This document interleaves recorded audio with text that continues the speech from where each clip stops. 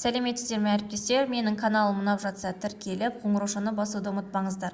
Бүгін мен сіздерге математика сабағынан әдіс-тәсілмен бөлісейін деп отырмын. Ол үшін біз компьютерден алманың суретін шығарып дайындап аламыз, үстіне санын қойып, одан кейін бетін жылтыр скотчпен бекітсеңіз болады. Содан кейін дайындалған құртты кішкене домалақшаларды кесіп алып, өзіне 4 санын, 8 санын, 7 санына қарай керек санды шығарып аласыз. Содан кейін баланың қалай санай алатынын или санай алмайтынын осы арқылы анықтауыңызға болады.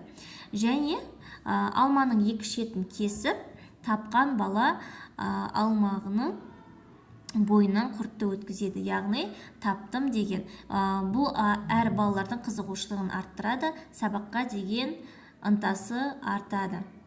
Және бір тағы әдіс-тәсілдің түрі, осындай түрлі түсті қағаздарға да алманы өзіңіз салып, осындай жаңағы тесіктер арқылы, мысалы 6 санына 6 тесік жасап, баланың санауына ыңғайлы етіп қойсаңыз да болады.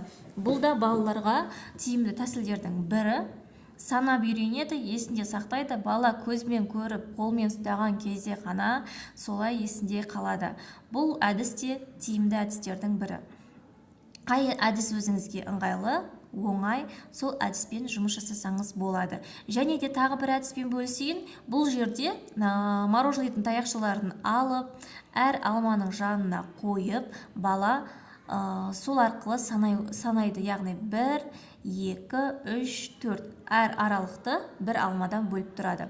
Және алманы қосып санау керегін, және алманы алып санап үйретсек болады. Бұл арқылы да баланың есте сақтау қабілеті артады. Баяғыдай өзіміз шимен санапта үйренетін едік, ал қазір мынандай мороженый таяқшалармен де санап үйренсек болады. Және сандарды компьютерден шығарып алып, осылай 3 алма, 4 алма, 6 алма деп орындарын ауыстырып қоямыз. Сол арқылы бала өзі қай жерге тиісті алманың қай жерде тұратынын анықтап, екеуін біріктіретін болады. Бұл да жақсы әдіс-тәсілдердің бірі. Бала өзі тауып, екі ортаны біріктіреді. Менің каналым ұнап жатса, осы әдіс-тәсілдер ұнап жатса, менің парақшама тіркелуді ұмытпаңыздар.